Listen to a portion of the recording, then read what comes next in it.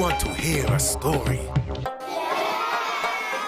Do you want to hear a story? Stories from around the world. Excuse me. Why are you running in the heat of the day? When the children hear the rhythm of the drum. Sisters! Curse your eyes, boy. You have no heart. Zindabad, Maharaj Vikram. Down came the great god, and he knocked one of his teeth out. Oh, is that funny little chick at the end?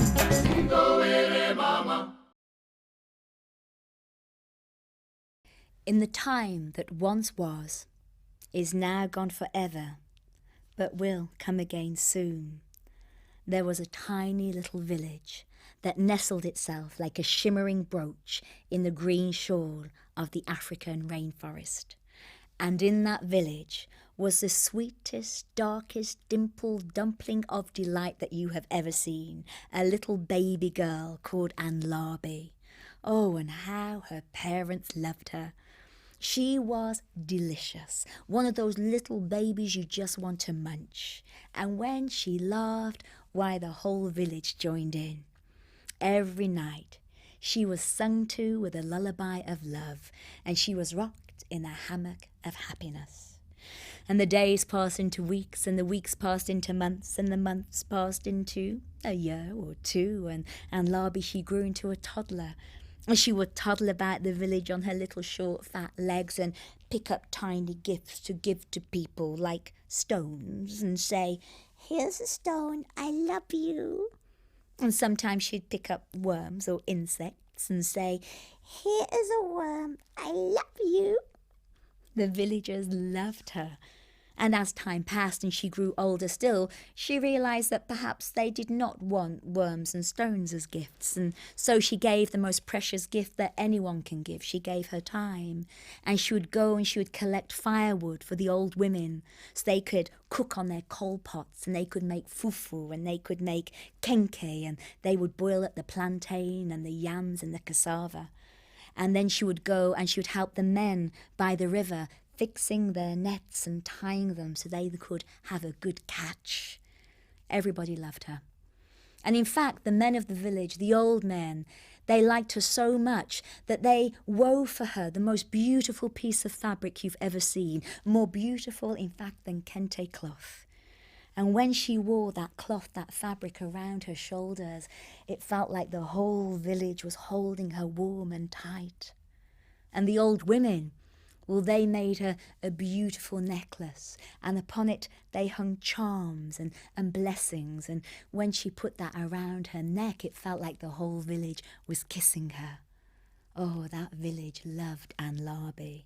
Everybody loved Anlabe. Well, I say everybody, but there was a group of girls in the village. You know those groups of girls who have got the latest jewellery and the latest nails and the latest hairstyle, and they did not like sweetie, sweetie, pretty, pretty, nicey, nicey Anlabe. And it's not that they openly insulted her, they did not slap her, they did not beat her, but whenever she tried to join their group, they would just turn their backs to her. And Anlabe, she was so upset. She so wanted to be part of this group. And at nights, quite often, she would weep tears that wet her pillow. She felt so alone. And the villagers, they saw, and they said, it is girls. What are girls like? They're like this. And so they left it. Now one day, that group of girls were down at the river, washing the clothes on the big smooth rocks there on the banks of the river. And the leader of that group of girls had an idea of a trick to play on sweetie, sweetie, nicey, nicey Anlabe, and she whispered into the ears of the other girls. And quickly they took off their jewellery, they took off their earrings, their necklaces, their bracelets, and they took off their clothing and they hid them in the bushes by the side of the river. And they went into the river to bathe naked. And they waited, and they waited. And they saw Anlabe coming down the path to collect water. and they called, "Anlabe, Anlabe, come quickly! The river gods have just come down the river in their canoes, and they said that if we sacrifice our clothing and if we sacrifice our jewellery, the village, it will become rich, the villagers will be healthy. Come, Anlabe, join us, come." Anlabe, she could not believe it. This was the first time the girls had invited her to be part of that group, and she ran down the path towards the girls. And the girls said, "Your cloth, Anlabe, take it off, take it off." And Anlabe, she didn't want to. She loved that cloth. But she thought, well, if the villagers, if they are going to become more healthy, I will do it. So she took off the cloth and she threw it up in the air, and it fell upon the surface of the river, and the current tugged it under and pulled it away. "Your necklace," said the girls. "Take it off, take it off, take it off, take it off, take it off." And Anlabe, she did not want to. But she thought, if the village, if it becomes more prosperous, more rich, I will do it. So she unhooked the necklace and she threw it up in the air, and it fell with a scatter, a shatter, a splatter of raindrops upon the surface of the river, and it was gone. And she went to step into the water. And suddenly the girls jumped up. "Fooled you, Anlabe, fooled you, tricked you. Ah, stupid Anlabe, stupid Anlabe." And with a glint in their eyes and a sneer on their lips, they collected their jewellery, they collected their cloth, and they ran back up to the village.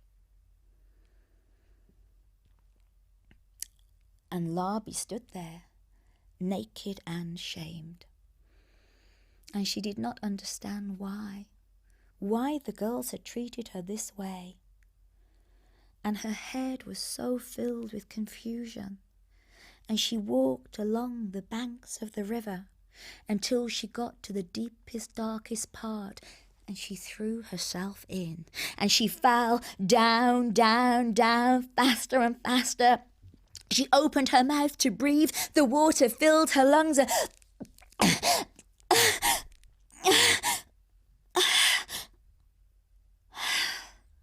She found she could breathe below the water, and she started to walk step over step, step over step. She felt the mud oozing in between her toes. The seaweed slithered and slid upon her skin, and there, in the distance, she saw something glimmering, and she headed towards it, and it was a cave covered with diamonds and sapphires, pearls and rubies, glittering and glimmering and shimmering there in the bruised shadows of the river. And in front of the cave, squatting down, was the ugliest old woman Anlabe had ever seen. The woman's face was twisted up, her lips were curled, her matted locks were floating there up in the current of the river. But the most disgusting thing about this woman was her skin. Every single square centimetre was covered with scabs and boils, ulcers and abscesses, all oozing yellow and green pus and poison into the water. And that old woman, she fastened her eyes upon Anlabe. She held up those arms and said, "Lick my wounds. Lick my wounds, please." Anlabe swallowed back the taste of sick that was forming in her throat. She backed away from the woman. The smell was disgusting, but when Anlabe saw that woman's eyes were twisted with pain, when Anlabe saw that woman could not walk without wincing with the pain, well, Anlabe's heart was filled with compassion, and she stepped forward, and everywhere her small pink tongue touched that woman's body, that woman's skin became black and gleaming and healed and beautiful once more. And the old woman smiled, and it was like the storm passing and the sun coming out. "Thank you, child," she said. "I have gifts for you." But before she could say anything else, from the bruised dark shadows of the river, Anlabe heard tss, Quickly, the old woman pushed Anlabe down behind a chest, just in time for Anlabe to see, cleaving its way through the oozing soft mud of the riverbed, a three-headed serpent, a three-headed snake, 6 eyes beaming like beacons in the darkness, 3 tongues flickering like small flames, 1 in each mouth. And that serpent tasted the water and said, I smell the flesh of human girls, and I will eat them. No, said the woman, no, that is the girls who were bathing in the river this morning. They are gone. Go, go, child, go. And the old woman pushed that serpent out, and it disappeared into those bruised dark shadows of the river. And quickly the old woman got Anlabe and said, your gifts, they're waiting on the banks of the river. And she took Anlabe and she thrust her upwards. Anlabe shot through the water. Her head broke the surface. The sun shone warm on her face, and she swam towards the shore. And there, on the banks of the river, was the most beautiful piece of fabric she had ever seen. It shimmered and glimmered with all the colours of the rainbow. And when she lifted it up, underneath was her necklace. But now in amongst the charms there were rubies and sapphires, pearls and diamonds, glittering and glimmering. She put that necklace on. She flung that fabric over her shoulders, and with her head held proud, she headed back towards the village, and she walked along that main street. And as she did so, the girls, they saw her. And they saw her fabric, and they saw her necklace, and quickly they ran over to her and said, Anlabe, it was just a joke. It was just a joke. We didn't mean anything. Where'd you get the necklace? Where'd you get the cloth? Where'd you get the cloth? Where'd you get the necklace? And Anlabe told them, the deepest, darkest part of the river. But before she could warn them, they had gone, their greed dragging them away. And they walked to the deepest, darkest part of the river, and they flung themselves in, and they fell down, down, down, deeper and deeper and deeper. They opened their mouths to breathe. The water filled their lungs, and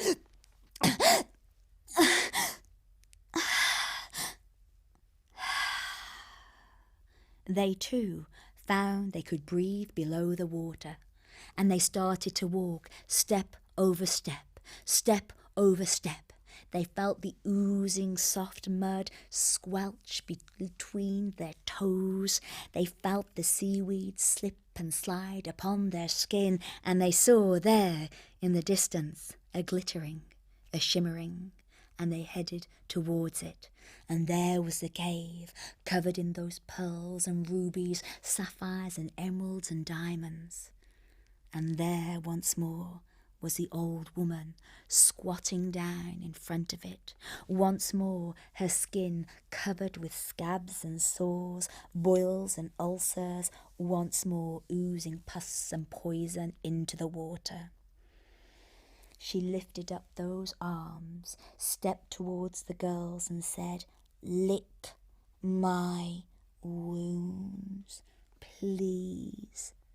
And the girls, they looked at her. You've got to be joking, they said. You smell, you stink, you're disgusting. And then, from the bruised dark shadows of the river,